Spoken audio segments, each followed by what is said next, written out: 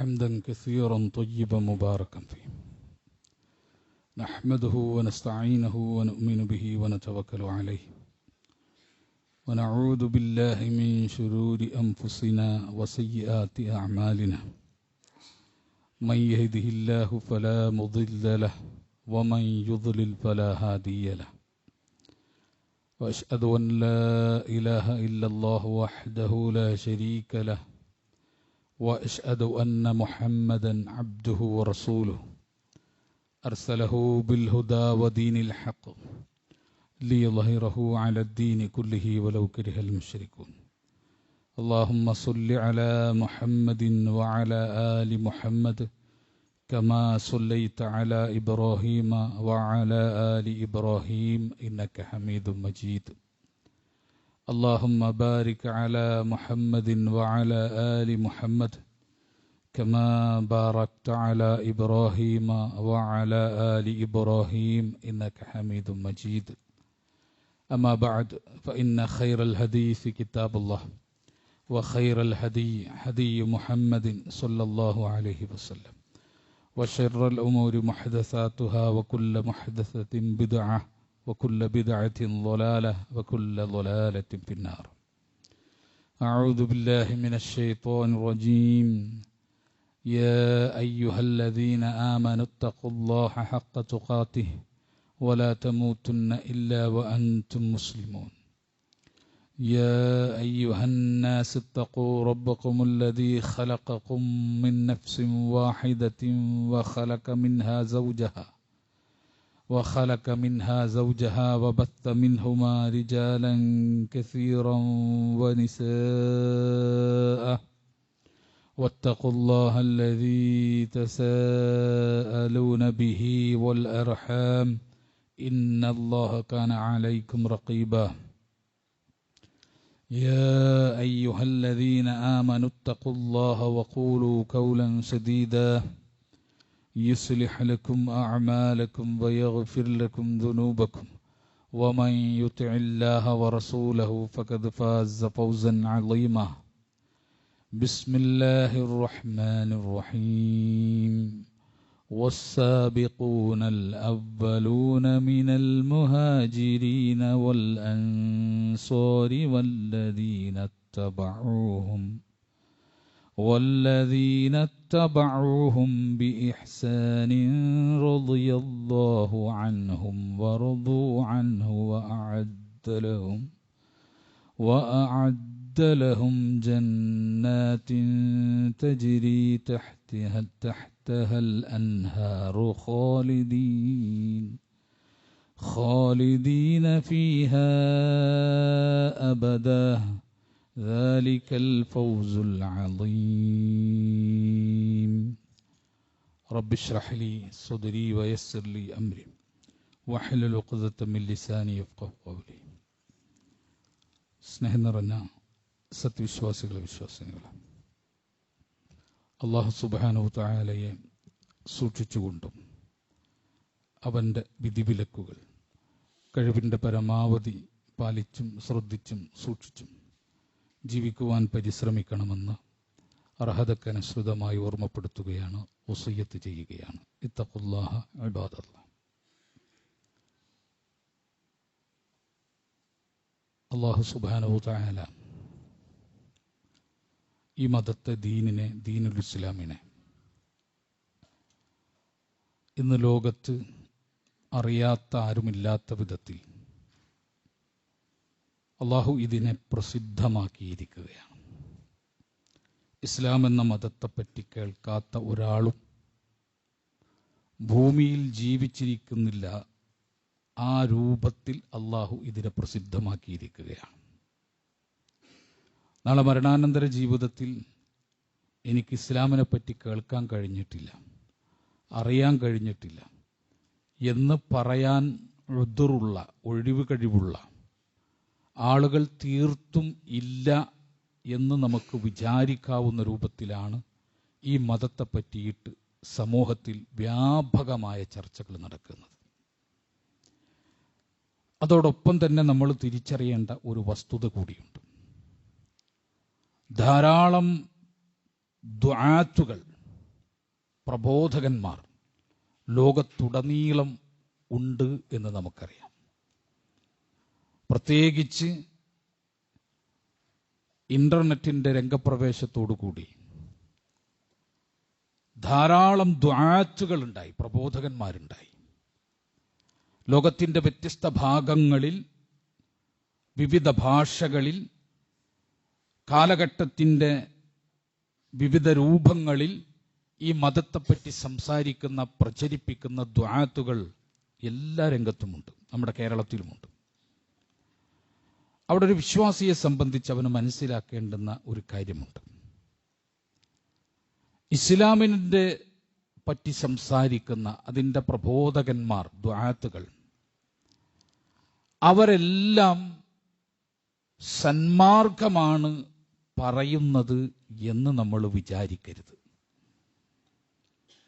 ഇസ്ലാമിനെ പറ്റി അതിനെ നല്ല രൂപത്തിൽ അവതരിപ്പിക്കുന്ന, ഞാൻ പറയുന്ന അതിൻ്റെ വിമർശകന്മാരല്ല, അതിൻ്റെ പ്രചാരകന്മാർ, പ്രബോധകന്മാർ, ആ പറയുന്നവരെല്ലാം ശരിയാണ്, സ്വഹീഹായ കാര്യങ്ങളാണ് സംസാരിക്കുന്നത് എന്ന് നമ്മൾ ഒരിക്കലും തെറ്റിദ്ധരിക്കരുത്.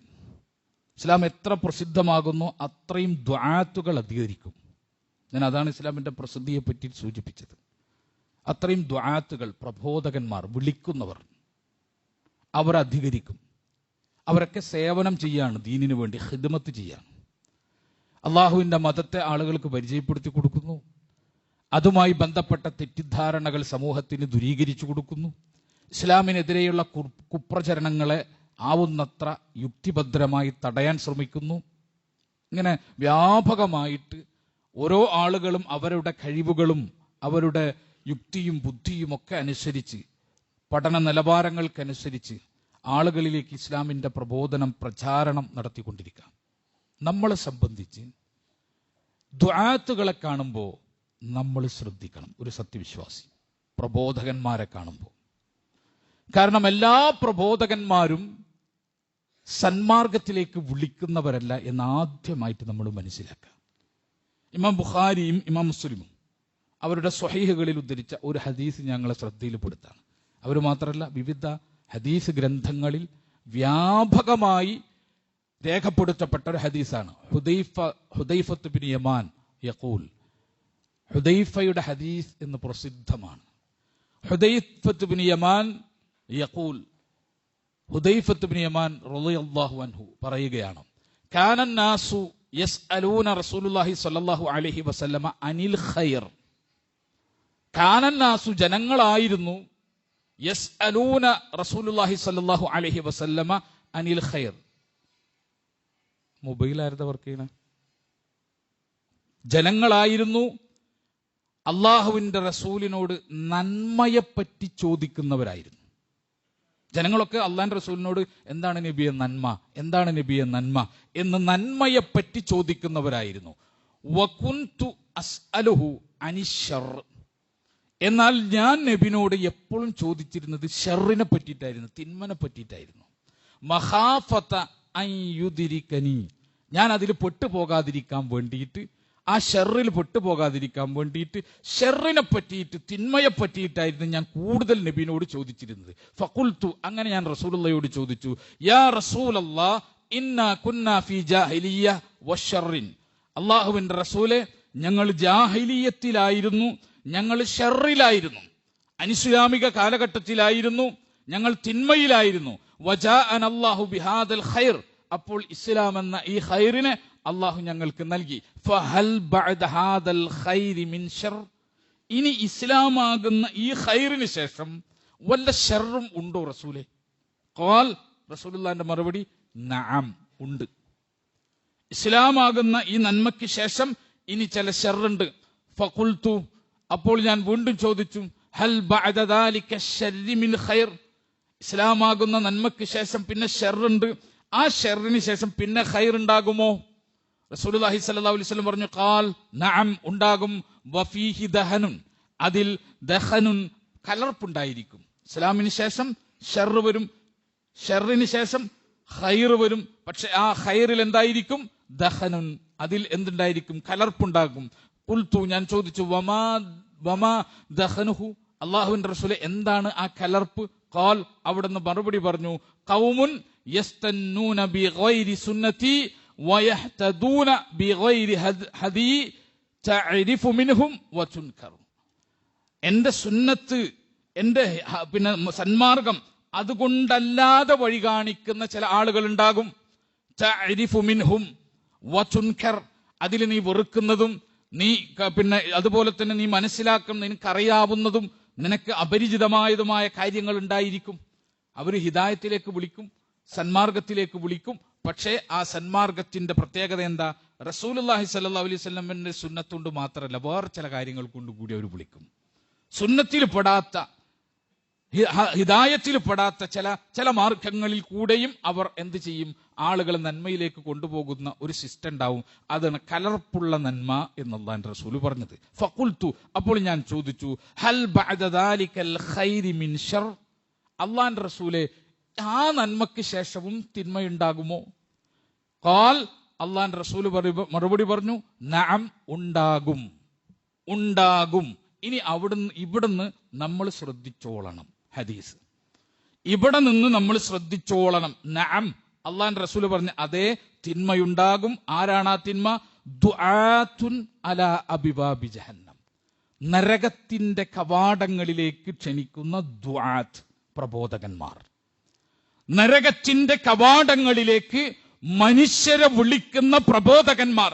മൻ അജാബഹും ഇലൈഹ, ആര് അവന് ഉത്തരം നൽകിയോ, ആറ് അത്തരക്കാർക്ക് ഉത്തരം നൽകിയോ, ഖദഫൂഹു ഫിഹ, ആ നരകത്തിലേക്ക് അവർ കൊണ്ടുപോയി തള്ളും. ആ നരകത്തിലേക്ക് അവരെ കൊണ്ടുപോയി തള്ളും. പ്രബോധകന്മാർ, ഇസ്ലാമിന്റെ പേരിൽ സംസാരിക്കുന്നവർ, ഇസ്ലാമിനെ പ്രതിരോധിക്കുന്നവർ, ഇസ്ലാമിക വിമർശനങ്ങൾക്ക് മറുപടി പറയുന്നവർ, ഇസ്ലാമിനെതിരെയുള്ള ഗൂഢപ്രവർത്തനങ്ങളെ ചെറുക്കാൻ വേണ്ടി പരിശ്രമിക്കുന്നവർ, ഭൗതികമായും ആത്മീയമായും അതിനു വേണ്ടിയിട്ടുള്ള ശ്രമങ്ങൾ നടത്തുന്ന ദുആത്ത്, പ്രബോധകന്മാർ. ആ പ്രബോധകന്മാരുടെ പ്രത്യേകത എന്താ? അലാ അബിവാബി ജഹന്നം, നരക കവാടത്തിലേക്ക് വിളിക്കുന്ന ദുആത്തുകളാണ്, നരകത്തിലേക്ക് വിളിക്കുന്നവരാണ്. നമ്മളുടെ മനസ്സിൽ ഒരു ചിത്രമുണ്ടാകണം. അള്ളാന്റെ മതത്തെ പറ്റി പറയുന്നവരെ പറ്റി എന്തെങ്കിലും പറഞ്ഞാലും വിഴുങ്ങാൻ നമ്മൾ നിൽക്കരുത്. ഈ പ്രബോധകന്മാരാണ് ആളുകളെ നരകത്തിലേക്ക് കൊണ്ടുപോയി തള്ളുന്നത്. ഫഖുൽതു, ഇത് കേട്ടപ്പോ ഹുദൈഫ റളിയല്ലാഹു അൻഹു പറയാ, യാ റസൂലല്ലാഹ് സിഫ്ഹും ലനാ, അവരെ പറ്റി ഞങ്ങൾക്കൊന്ന് പറഞ്ഞതാ, അവരെ പറ്റി ഞങ്ങൾക്കൊന്ന് വിശദീകരിച്ചതാ. ഖാൽ, അവിടെന്ന് പറഞ്ഞു, നഅം, അതെ, ഖൗമും മിൻ ജിൽദത്തിനാ, നമ്മുടെ തൊലികളിൽ നിന്നുള്ള ജനതയാണവർ എന്ന് പറഞ്ഞാൽ നമ്മുടെ വർഗത്തിൽപ്പെട്ടവരാണ്. വയതകല്ലമൂന ബിഅൽസിനതിനാ, നമ്മുടെ ഭാഷ സംസാരിക്കുന്നവരാണ്, അഥവാ അറബ് സംസാരിക്കുന്നവരാണവർ, അറബ് സംസാരിക്കുന്നവരാണവർ, തഫ്സീറുകൾ വായിക്കുന്നവരാണവർ, ഹദീസുകൾ പറയുന്നവരാണവർ, അറബ് സംസാരിക്കുന്നവരാണ്. ഖുൽതു, ഞാൻ ചോദിച്ചു, യാ റസൂലല്ലാഹ് ഫമാ തറാ ഇൻ അദ്റഖനി ദാലിക്, ഈ ആളുകളെ ഞാൻ കണ്ടുമുട്ടിയാൽ ഞാൻ എന്ത് ചെയ്യണം റസൂലെ? ഇത്തരം പ്രബോധകന്മാരെ ഞാൻ കണ്ടുമുട്ടിയാൽ ഞാൻ എന്താണ് റസൂലെ ചെയ്യേണ്ടത്? ഖാൽ, റസൂലുള്ളാഹിന്റെ മറുപടി, തൽസം ജമാഅത്തൽ മുസ്ലിമീന വ ഇമാമഹും, നീ മുസ്ലിമീങ്ങളുടെ ഇമാമും ജമാഅത്തിനും ഒപ്പം നിൽക്കുക, ഈ പ്രബോധകന്മാരുടെ പിറകെ പോണ്ട. ഇന്ന് ഇന്റർനെറ്റ് നോക്കിയാൽ എത്രയോ ഓൺലൈൻ മുഫ്തിമാരെ നമുക്ക് കാണാം. അവർ പറയുന്നത് മുഴുവൻ വിഴുങ്ങി, അവർ പറയുന്നതിനനുസരിച്ച് മതത്തെ ചിട്ടപ്പെടുത്തുന്ന ആളുകളെ കാണാം. ദുആത്തുൻ അലാ അബിവാബി ജഹന്നം, നരക കവാടത്തിലേക്ക് വിളിക്കുന്ന പ്രബോധകന്മാർ. മൻ അജാബഹും ഇലൈഹ, അവർക്ക് ആര് ഉത്തരം ചെയ്തുവോ, ഖദഫൂഹു ഫീഹ, ആ നരകത്തിൽ കൊണ്ടുപോയി അവർ തള്ളും. അതുകൊണ്ട് തൽസം ജമാഅത്തുൽ മുസ്ലിമീന വ ഇമാമഹും, നീ മുസ്ലിമീങ്ങളുടെ ഇമാമിനോടും ജമാഅത്തിനോടും ഒപ്പം നിൽക്കണം, ആ സംഘത്തിനോടൊപ്പം നിൽക്കരുത്.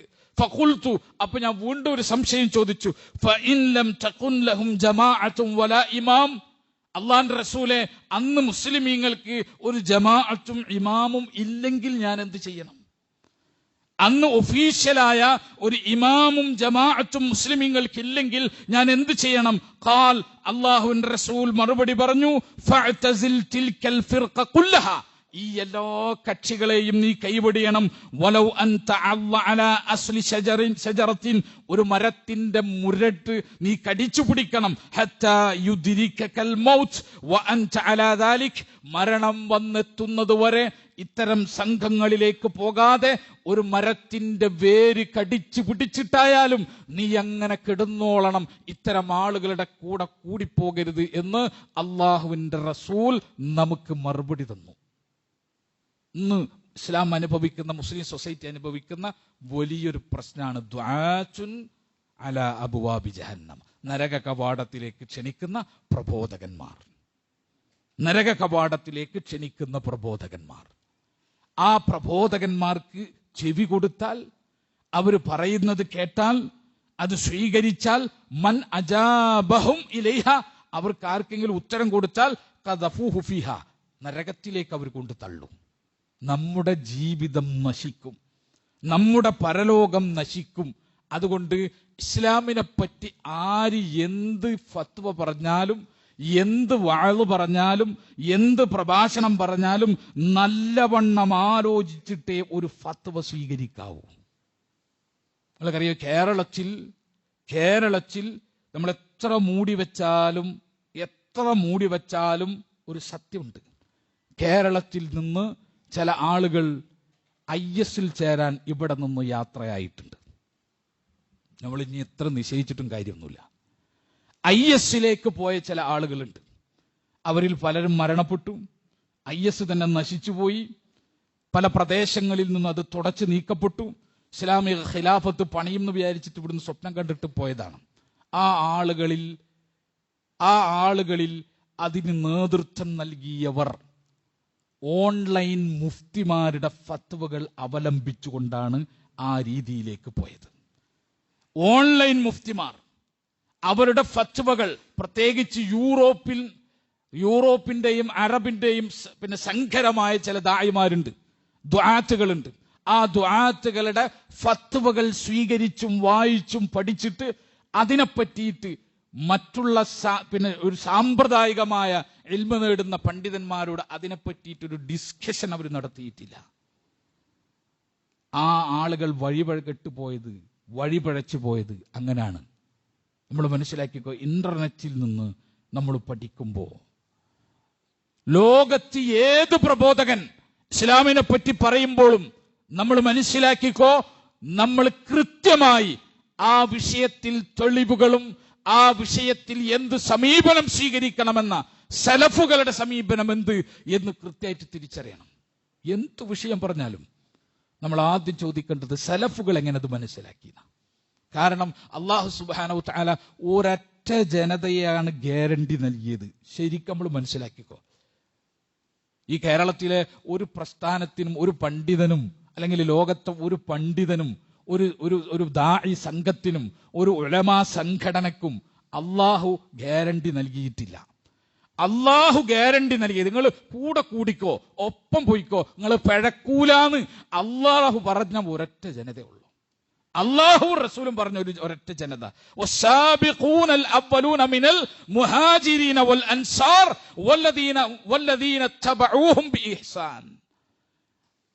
മുഹാജിറുകളിൽ നിന്നും അൻസാറുകളിൽ നിന്നും ആദ്യമായി മുന്നോട്ട് വന്നവർ, വല്ലദീന തബഊഹും ബിഇഹ്സാൻ, നന്മയിൽ അവരെ പിന്തുടർന്നു വന്നവർ, റളിയല്ലാഹു അൻഹും വറളൂ അൻഹു, അവർ അല്ലാഹുവിനെ തൃപ്തിപ്പെട്ടു, അല്ലാഹു അവരെയും തൃപ്തിപ്പെട്ടു. വഅദ്ദ ലഹും ജന്നാത്തിൻ തജ്രി തഹ്തഹൽ അൻഹാർ ഖാലിദീന ഫീഹാ അബദ. അല്ലാഹു അവർക്ക് ഒരുക്കി വെച്ചിരിക്കുന്നത് എന്താണെന്നറിയുമോ? താഴ്ഭാഗത്തുകൂടി നദികൾ ഒഴുകിക്കൊണ്ടിരിക്കുന്ന ആരാമങ്ങളുള്ള ആ ആരാമങ്ങൾ സ്വർഗീയ ആരാമങ്ങളാണ് പടച്ചവൻ അവർക്ക് ഒരുക്കി വെച്ചിരിക്കുന്നത്.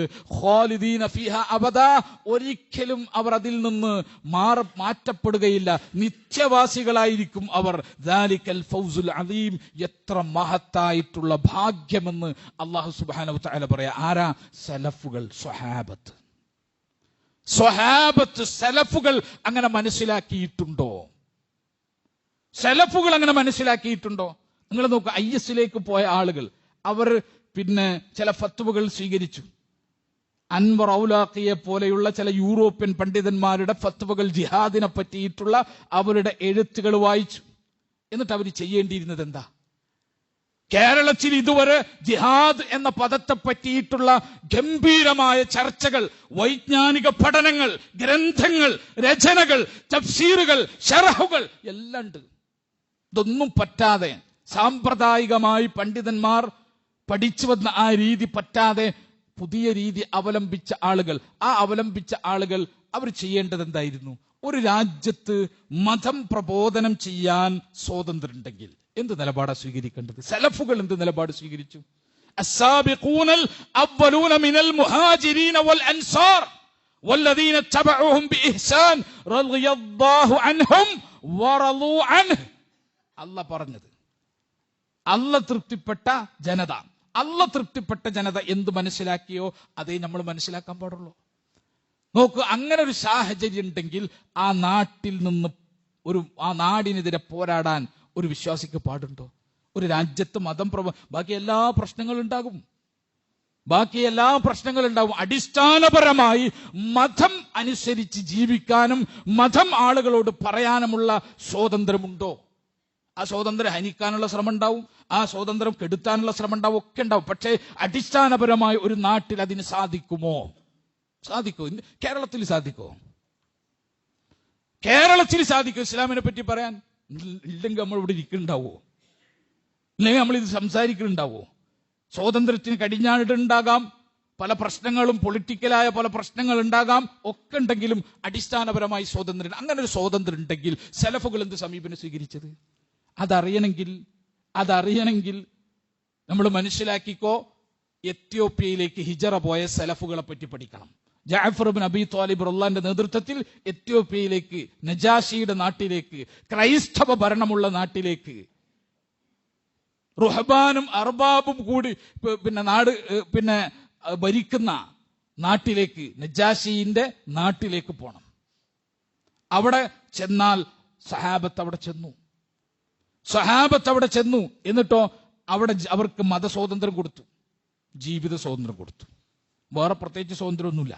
മതമനുസരിച്ച് ജീവിക്കാം, മതം ആളുകളോട് സംസാരിക്കാം, ഈ സ്വാതന്ത്ര്യം കൊടുത്തു. ആ സ്വാതന്ത്ര്യം കൊടുത്തപ്പോ അവർക്കറിയാം ഇത് അവരെ മണ്ണല്ലാന്ന്, ഇത് വേറെ നാടാണ്, അഭയം തേടി വന്നതാണ്.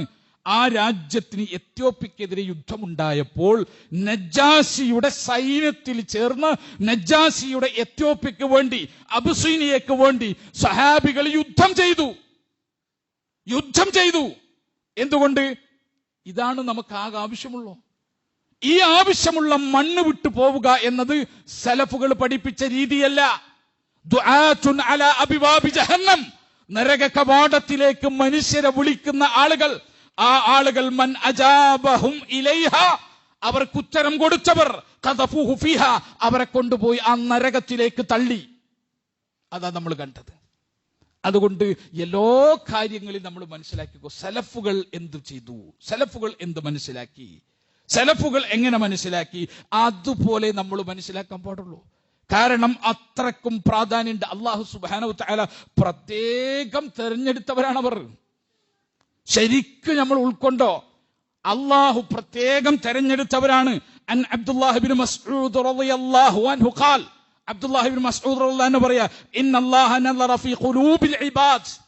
അല്ലാഹു സുബ്ഹാനഹു വതആല അന്ത്യപ്രവാചകനെ തെരഞ്ഞെടുക്കാൻ വേണ്ടിയിട്ട്, അവസാനത്തെ നബിനെ തെരഞ്ഞെടുക്കാൻ വേണ്ടിയിട്ട്, ഇന്നല്ലാഹ, നിശ്ചയമായിട്ടും അല്ലാഹു, നളറ, നോക്കി, ഫീ ഖുലൂബിൽ ഇബാദ്, അടിമകളുടെ ഹൃദയങ്ങളിലേക്ക് നോക്കി എന്ന് പറഞ്ഞാൽ ആദൻ നബി മുതൽ, ആദ്യത്തെ മനുഷ്യനായ ആദൻ നബി മുതൽ ഖിയാമത്ത് നാളിൽ അവസാനം മരിക്കുന്ന ആ മനുഷ്യൻ വരെയുള്ള സകല അടിമകളുടെയും ഹൃദയങ്ങളിലേക്ക് അല്ലാഹു നോക്കി. എന്തിനാ നോക്കിയത്? ഇതിൽ നിന്ന് ആരെയാണ് അന്ത്യപ്രവാചകനായി തിരഞ്ഞെടുക്കുക? ഫവജദ ഖൽബ മുഹമ്മദിൻ സ്വല്ലല്ലാഹു അലൈഹി വസല്ലമ ഖൈറ ഖുലൂബിൽ ഇബാദ്. അല്ലാഹ് കണ്ടു മനുഷ്യരുടെ, ഇബാദുകളുടെ ഹൃദയങ്ങളിലെ ഏറ്റവും നല്ല ഹൃദയം മുഹമ്മദ് മുസ്തഫ സ്വല്ലല്ലാഹു അലൈഹി വസല്ലമയുടെ ഹൃദയമാണ് എന്ന് അല്ലാഹ് കണ്ടു. എന്നിട്ടോ ഫസ്തഫാഹു ലിനഫ്സിഹി വബ്തഅസഹു ബിരിസാലതിഹി. അല്ലാഹു അദ്ദേഹത്തെ നബിയായിട്ട് ഇങ്ങോട്ട് തെരഞ്ഞെടുത്തു, അള്ളാഹിന്റെ റിസാലത്ത് ഏൽപ്പിക്കാൻ ഇങ്ങോട്ട് തെരഞ്ഞെടുത്തു. അല്ലാതെ വേറെ എല്ലാ നബിമാരെയും ഔലിയാക്കളെയും അമ്പിയാക്കളെയും അതുപോലെ സാധാരണക്കാരെയും തെമ്മാടികളെയും എല്ലാം അടങ്ങുന്ന ഈ ഇബാദുകളെ മുഴുവൻ അള്ളാഹ് നോക്കിയിട്ട് ഏറ്റവും നല്ല കൽബ് കണ്ടത് ആരുടെയാണ്? റസൂലുള്ളാഹിന്റെ കൽബാണ്. അങ്ങനെയാണ് അന്ത്യപ്രവാചകനായിട്ട് റസൂലുള്ളാഹിനെ തെരഞ്ഞെടുത്തത്. സുമ്മ നളറ ഫീ ഖുലൂബിൽ ഇബാദ് ബഅദ ഖൽബി മുഹമ്മദിൻ സ്വല്ലല്ലാഹു അലൈഹി വസല്ലം. റസൂലുള്ളാഹിന്റെ കൽബിന് ശേഷം അള്ളാഹു വീണ്ടും അടിമകളുടെ കൽബിലേക്ക് നോക്കി. ആ അടിമകൾ ആരൊക്കെ ഉണ്ട്? നിങ്ങൾ ശരിക്കും ആലോചിക്കണം. ആ അടിമ ആരൊക്കെ ഉണ്ട്? ആദം നബി മുതൽ ഖിയാമത്ത് നാളിൽ അവസാനം മരിക്കുന്ന ആളെന്ന് പറഞ്ഞു കഴിഞ്ഞാൽ ഖിയാമത്ത് നാളിൽ ഏറ്റവും അവസാനം ഉണ്ടായ മനുഷ്യൻ അയാളടക്കം എന്ന് പറഞ്ഞാൽ നമ്മളടക്കം, ഈ ഇരിക്കുന്ന നമ്മളടക്കം ഉണ്ട്. അള്ളാഹ് നോക്കിയ നോട്ടത്തിൽ സകല മനുഷ്യരുണ്ട്. എന്തിനാ? ഫവജദ ഖുലൂബിൽ അസ്ഹാബിഹി ഖൈറ ഖുലൂബിൽ ഇബാദ്. അള്ളാഹ് കണ്ടു, റസൂലുള്ളാഹിന്റെ സഹാബിമാരുടെ ഹൃദയം കണ്ടു. റസൂലുള്ളാഹിക്ക് ശേഷം ഏറ്റവും നല്ല കൽബുള്ളവർ, ഏറ്റവും നല്ല ഹൃദയമുള്ളവർ, ഏറ്റവും നല്ല മനസ്സുള്ളവർ, ഏറ്റവും നന്മയിൽ ചരിക്കുന്നവർ അവർ അള്ളാഹ് കണ്ടു. ഫജഅലഹും വുസറാഅൻ നബിഹി വയുഖാതിലൂന അലാ ദീനിഹി. അല്ലാഹു അപ്പോൾ അവരെ തെരഞ്ഞെടുത്തു നബിയുടെ സ്വഹാബികളായിട്ട്, നബിയുടെ അനുചരന്മാരായിട്ട്, അതുപോലെ തന്നെ അള്ളാഹിന്റെ ദീനിനു വേണ്ടി യുദ്ധം ചെയ്യുന്ന, സമരം ചെയ്യുന്നവരായിട്ട് അവരെ അള്ളാഹ് തെരഞ്ഞെടുത്തു. ലോകത്തെല്ലാരും നോക്കി. ഇന്നത്തെ ദുആത്തുണ്ടല്ലോ, വലിയ സഹാബികളെ ചീത്ത വിളിക്കുന്ന വയലടത്തണവനൊക്കെ ഉണ്ടല്ലോ. ഇന്ന് മുആവിയ റളിയല്ലാഹുവിനെയും ഒക്കെ ചീത്ത വിളിച്ച് വയലടത്തണുണ്ടല്ലോ, സഹാബികളെ തെറി വിളിച്ച് വയലടത്തണുണ്ടല്ലോ. ചില കള്ള ചരിത്രം പറഞ്ഞിട്ട് സ്വഹാബത്തിനെ പറ്റിയിട്ട് സംശയം ജനിപ്പിക്കുന്ന, അവരുടെ നീതിയെയും തഖ്വയെയും ചോദ്യം ചെയ്യാൻ ഈ സാധാരണക്കാരായ ആളുകളെ പ്രേരിപ്പിക്കുന്ന ചില രാഷ്ട്രീയ പരമ്പരകൾ നടത്തുന്നവരുണ്ടല്ലോ. ഇസ്ലാമിക രാഷ്ട്രീയത്തിന്റെ പരമ്പര വായിച്ചു കൊടുക്കുന്നവരുണ്ടല്ലോ, ചരിത്ര ഗ്രന്ഥങ്ങൾ. അവർ മനസ്സിലാക്കുക അവരടക്കമുള്ള മുഴുവൻ കൽബും അള്ളാഹ് നോക്കിയതാണ്. ആ കൽബൊന്നും പോരാ, കലർപ്പുള്ള കളങ്കമുള്ള കൽബാണ് നമ്മളുടേതടക്കം. അതുകൊണ്ടാ അള്ളാഹ് നമ്മളെ തെരഞ്ഞെടുക്കാതെ പിന്തലമുറക്കാരാക്കിയത്. അള്ളാഹ് അവരെ തെരഞ്ഞെടുത്ത് എന്നിട്ട് പറഞ്ഞത് എന്താണെന്ന് അറിയുമോ? ഫമാ റഅൽ മുസ്ലിമൂന ഹസനൻ ഫഹുവ ഇൻദല്ലാഹി ഹസൻ. മുസ്ലിമീങ്ങൾ ആര്? സ്വഹാബികൾ. അവരൊരു കാര്യം നല്ലതായി കണ്ടാൽ ഫഹുവ ഇൻദല്ലാഹി ഹസൻ, അത് അള്ളാഹുവിന്റെ അടുത്ത് നന്മയാണ്. വമാ റഅൗ സയ്യിഅ, അവരൊരു കാര്യം ചീത്തയായി കണ്ടാൽ ഫഹുവ ഇൻദല്ലാഹി സയ്യിഅ, അള്ളാഹിന്റെ അടുത്ത് അത് തിന്മയാണ്, ചീത്തയാണ്. മുസ്നദ് അഹമ്മദ് ഹദീസ് നമ്പർ 3600. ഇമാം അഹ്മദ് മാത്രമല്ല, സകല പല മുഹദ്ദിസുകളും ഇത് രേഖപ്പെടുത്തി. അതുകൊണ്ട് സഹാബത്ത് എന്ന് പറഞ്ഞാൽ ചെറിയ കളിയല്ല, സലഫുകൾ എന്ന് പറഞ്ഞാൽ ചെറിയ കാര്യമല്ല.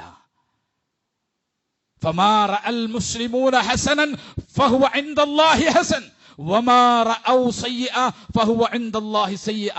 അവരൊരു കാര്യം നല്ലതായി കണ്ടാൽ പടച്ചോന്റെ അടുത്ത് നല്ലതാണ്, അവരൊരു കാര്യം ചീത്തയായി കണ്ടാൽ പടച്ചോന്റെ അടുത്ത് അത് ചീത്തയാണ് എന്നതിന്റെ ഉദ്ദേശം എന്താ? വൽ മുറാദ് അന്നൽ ഇജ്മാഅ സ്വഹാബത്തി വത്തിഫാഖഹും അലാ അംർ. ഒരു കാര്യത്തിൽ സ്വഹാബികൾക്ക് ഇജ്മാ ഉണ്ടായാൽ, അവർ ഏകോപിച്ചാൽ, അവർ ഇത്തിഫാഖായാൽ, അവർക്ക് സംയോജനം ഉണ്ടായി കഴിഞ്ഞാൽ ഫഹുവ സ്വഹീഹ്, അത് സ്വഹീഹാണ്.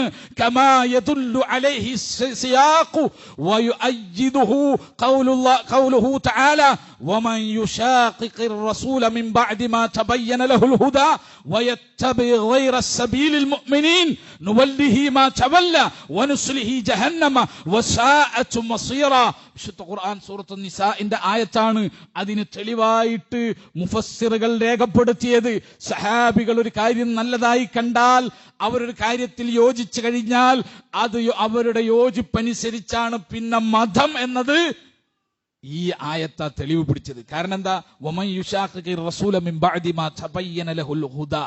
സന്മാർഗം വ്യക്തമായതിനു ശേഷം ആരെങ്കിലും നബിയുമായി എതിർത്ത് നിന്നാൽ, ഒന്ന്, സന്മാർഗം വ്യക്തമായതിനു ശേഷം ആരെങ്കിലും നബിയുമായി എതിർത്ത് നിന്നാൽ, പിന്നെയോ വയത്തബി ഗൈറ സബീലിൽ മുഅ്മിനീൻ, മുഅ്മിനീങ്ങളുടേതല്ലാത്ത ഒരു മാർഗം ആരെങ്കിലും സ്വീകരിച്ചാൽ രണ്ട് പ്രശ്നമാണ് പറഞ്ഞത്.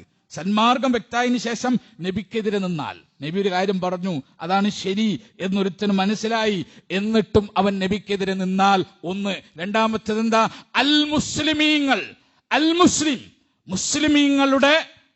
മുസ്ലിമീങ്ങളുടെ വഴിയിൽ നിന്ന് ഒരുത്തൻ മാറി നിന്നാൽ അൽമുഅ്മിനീങ്ങളുടെ സബീലല്ലാത്തത് ഒരുത്തൻ സ്വീകരിച്ചാൽ എന്താ അൽ മുഅ്മിൻ എന്ന് പറയുന്നത്? ഇവിടുത്തെ അൽ മുഅ്മിൻ ഫൽ മുറാദ് ബിൽ മുഅ്മിനീന ഹുന സ്വഹാബ. ഇവിടെ അൽ മുഅ്മിൻ എന്നാണ് പറഞ്ഞത്. അതുകൊണ്ട് ഉദ്ദേശം ആരാണ്? സ്വഹാബികളെയാണ്. അപ്പൊ സ്വഹാബികളുടേതല്ലാത്ത ഒരു മാർഗം ആരെങ്കിലും സ്വീകരിച്ചാൽ നുവല്ലിഹി മാ തവല്ല, അവൻ തിരിഞ്ഞ പാട്ടിന് നാം അവനെ തിരിച്ചുവിടും. വനുസ്ലിഹി ജഹന്നം, അവനെ നാം നരകത്തിൽ പ്രവേശിപ്പിക്കും. വസാഅത്തു മസീറ, എത്ര മോശമായ പര്യവസാനമാണത്. ഖുർആൻ പറയാ, സഹാബത്തിന് തിരിയാത്ത ഒന്ന് ആരെങ്കിലും സ്വീകരിച്ചാൽ, സഹാബത്തിന് അറിയാത്ത ഒരു മാർഗം സ്വീകരിച്ചാൽ, സഹാബത്തിന്റെ തെളിവ് ഇല്ലാതെ ഒരു മാർഗം ആരെങ്കിലും സ്വീകരിച്ചാൽ അല്ലാഹു സുബ്ഹാനഹു തആല അവനെ സംരക്ഷിക്കൂല, നരകത്തിലേക്ക് അത് കൊണ്ടുപോകും. അതുകൊണ്ട് എന്ത് ദാഇ എന്ത് പറഞ്ഞാലും, ലോകത്തെ ഏത് പ്രബോധകം പറഞ്ഞാലും നമ്മൾ അത് അപ്പടി സ്വീകരിക്കരുത്. അവൻ പറഞ്ഞ കാര്യം ശരിയാണോ തെറ്റാണോ നിരന്തരം അന്വേഷിക്കണം. അവൻ പറഞ്ഞതിന് തെറ്റാണ് എന്ന് പറയുന്ന ആളുകളെ കേൾക്കണം. ഇപ്പോഴത്തെ ഒരു ട്രെൻഡ് അതാ, ഏതെങ്കിലും ഒരു ഓൺലൈൻ മുഫ്തിന്റെ മുരീദാവും, എന്നിട്ട് അവൻ പറയുന്നത് മാത്രം കേൾക്കും. അവനെ ഒന്ന് നിരൂപണം ചെയ്യാൻ തുനിയോ? അവൻ പറയുന്നതിന് എതിരെ പറയുന്ന ആളുകളും കൂടി കേൾക്കണ്ടേ? എന്നിട്ടല്ലേ കമ്പയർ ചെയ്യണ്ടേ? അവൻ പറഞ്ഞത് തെറ്റോ ശരിയോ? ആരാ അവൻ ആരാ? നുബുവത്ത് കിട്ടിയവനാണോ? റസൂലുള്ളാഹിക്ക് ശേഷം ഒരു മനുഷ്യൻ അവൻ പറയുന്നത് നിരൂപണം ചെയ്യാതെ സ്വീകരിച്ചാൽ അത് തന്നെയാണ് തഖ്ലീദ് എന്ന് പറയാം. മനസ്സിലായോ? നിരൂപണം ചെയ്യണം. ആര് പറഞ്ഞാലും, ലോകത്തെ ഏത് ആലിം പറഞ്ഞാലും, ഏത് സൗദി അറേബ്യയിലെ ഗ്രാൻഡ് മുഫ്തി പറഞ്ഞാലും ആ പറഞ്ഞത് നിരൂപണം ചെയ്യണം. ശരിയാണോ തെറ്റാണോ അന്വേഷിക്കണം, ആളുകളോട് ചോദിക്കണം, വിമർശകരെടുത്ത് പോകണം, എന്നിട്ട് കമ്പയർ ചെയ്യണം, എന്നിട്ട് ഒരു സാധനം സ്വീകരിക്കാവൂ. അതല്ലാതെ സ്വീകരിച്ച, അതാണ് ഞാൻ പറഞ്ഞത്, IS പോയവരെന്തിനാ പോയത്? IS പോയവരുടെ ലക്ഷ്യം എന്തായിരുന്നു? ഇന്ത്യയിലെ ഭരണം താഗൂത്തിന്റെ ഭരണമാണ്. ഇന്ത്യയിലെ ഭരണം ഇസ്ലാമിക ഭരണമല്ല, താഗൂത്താണ്, അക്രമികളുടെ ഭരണമാണ്. അതുകൊണ്ട് ഈ രാജ്യത്ത് ജീവിക്കാൻ പറ്റൂല, ഈ രാജ്യത്ത് നിന്ന് ഇസ്ലാമിക ഭരണമുള്ളിടത്ത് പോകണം, ഇസ്ലാമിക ഭരണം സ്ഥാപിക്കണം, എന്നിട്ട് ഈ രാജ്യത്തിനെതിരെ യുദ്ധം ചെയ്യണം എന്ന് പറഞ്ഞിട്ടാണ് IS പോയ ആളുകൾ അഫ്ഗാനിസ്ഥാനിലേക്കും മറ്റു പല പ്രവിശ്യകളിലേക്ക് അവർ പോയി. അവിടെ പോയിട്ട് അവർ മരിച്ചു. നിങ്ങൾ മനസ്സിലാക്കൂ, ആ പോക്ക് ഹിജറയായിരുന്നു. ആ പോക്ക് സലഫുകൾക്ക് അംഗീകാരമുള്ള രീതിയായിരുന്നു. സലഫുകൾ പോയത്, മക്ക വിട്ടു പോയത് നോക്കൂ. റസൂലുള്ളാഹി സ്വല്ലല്ലാഹു അലൈഹി വസല്ലമ മക്ക വിട്ടു പോകുമ്പോ മക്കയുടെ മണ്ണ് പിടിച്ചിട്ട് റസൂലുള്ള കരഞ്ഞിട്ട് പറഞ്ഞ വാക്കെന്തറിയോ? നിന്റെ ജനത എന്നെ പുറത്താക്കിയിട്ടില്ലായിരുന്നെങ്കിൽ മക്കേ ഞാൻ ഈ മണ്ണിൽ നിന്ന് പോവില്ലായിരുന്നു എന്നാ റസൂലുള്ളാഹി സ്വല്ലല്ലാഹു അലൈഹി വസല്ലം പറഞ്ഞത്. താഗൂത്താണ് അവിടെ ഭരിച്ചിരുന്നത്, ഗോത്രഭരണമായിരുന്നു റസൂലുള്ളാന്റെ കാലത്ത്, താഗൂത്ത് തന്നെയായിരുന്നു. റസൂലുള്ള ഇനി മരിക്കും, കൊല്ലും എന്ന ഘട്ടം വന്നപ്പോഴാണ് അള്ളാന്റെ റസൂല് പോയത്. അതുവരെ റസൂലുള്ള അവിടെ തുടർന്നു. സലഫുകൾ എന്ത് മനസ്സിലാക്കി, നമ്മൾ എന്ത് മനസ്സിലാക്കുന്നു? ആരാ ഈ മനസ്സിലാക്കൽ നൽകുന്നത്? ഓൺലൈൻ മുഫ്തിമാരാണ് ജിഹാദിനെ പറ്റി പറഞ്ഞു കൊടുക്കുന്നത്. അവരാണ് ജിഹാദിനെ പറ്റിയിട്ട് വിശദീകരിച്ചു കൊടുക്കുന്നത്. ദുആത്തുൻ അലാ അബിവാബി ജഹന്നം, നരക കവാടത്തിലേക്ക് ക്ഷണിക്കുന്ന പ്രബോധകന്മാർ. മൻ അജാബഹും ഇലൈഹ, ആരവൻ ഉത്തരം കൊടുത്തുകോ ഖദഫൂഹു ഫിഹാ, ആ നരകത്തിൽ കൊണ്ടുപോയിട്ട് അവൻ തള്ളും. അതുകൊണ്ട് വിശ്വാസികളെ, സലഫുകൾ എന്ത് പറഞ്ഞു അതിൽ നിന്നോളണം, സഹാബത്ത് എന്ത് പറഞ്ഞു നിന്നോളണം. ഇനിയൊരു ജനത വരാനില്ല. നിങ്ങൾ ആലോചിച്ച് ഇനി ലോകത്തൊരുത്തനും ജനിക്കാനില്ല. സ്വഹാബത്തിന്റെ കാലിന്റെ മണ്ണിന്റെ ഫളായിലുള്ള ഒരുത്തൻ ജനിക്കാനില്ല. ഒരുത്തൻ ഇനി ഭൂമിയിൽ വരൂല. സഹാബത്ത് ചവിട്ടിയ മണ്ണിന്റെ ശ്രേഷ്ഠതയുള്ളവനായിട്ട് ഒരുത്തൻ ഈ ഭൂമിയിൽ ജനിക്കില്ല. ആരാ പറഞ്ഞത്?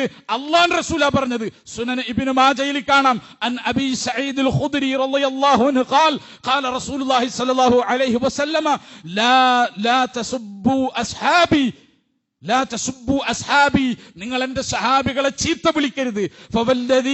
ഫവല്ലദീ നഫ്സി ബിയദിഹി, എന്റെ ആത്മാവ് ആരുടെ കയ്യിലാണോ അവൻ തന്നെയാണ് സത്യം.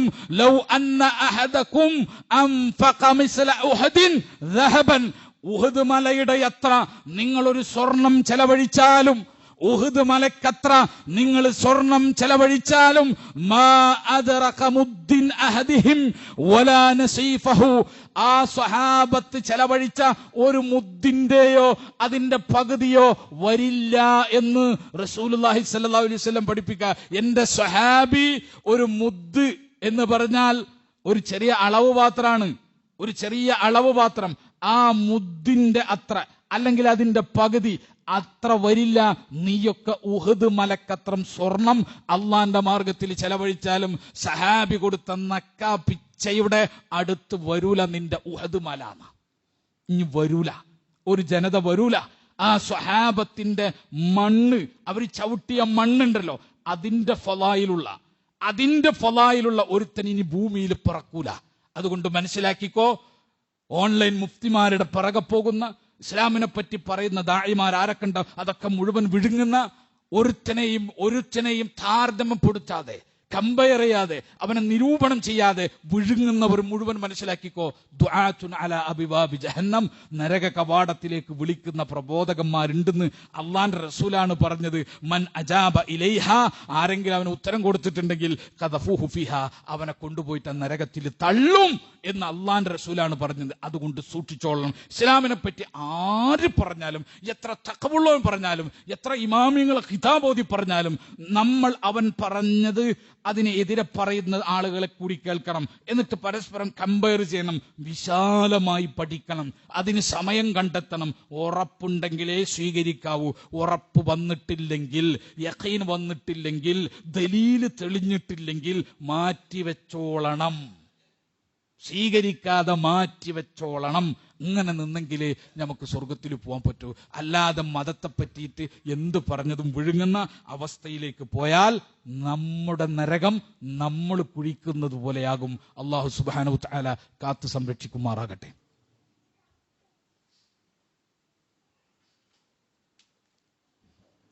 അൽഹംദുലില്ലാഹ് ഹംദൻ കസീറൻ ത്വയ്യിബൻ മുബാറകൻ ഫീഹി വസ്സലാത്തു വസ്സലാമു അലാ ഖാതമിൽ അംബിയാഇ വൽ മുർസലീൻ നബിയ്യിന അൽ ഹബീബി മുഹമ്മദിൻ വഅലാ ആലിഹി വസഹ്ബിഹി അജ്മഈൻ. അമാ ബഅദ്. ഇത്തഖുല്ലാഹ ഇബാദല്ലാഹ്. സ്നേഹം നിറഞ്ഞ സത്യവിശ്വാസികളെ, വിശ്വാസിനികളെ, അല്ലാഹു സുബ്ഹാനഹു വ തആലയെ സൂക്ഷിച്ചുകൊണ്ട് ജീവിക്കണമെന്ന് ഒരിക്കൽ കൂടി അർഹതക്കനുസൃതമായി ഓർമ്മപ്പെടുത്തുകയാണ്, വസിയ്യത്ത് ചെയ്യുകയാണ്.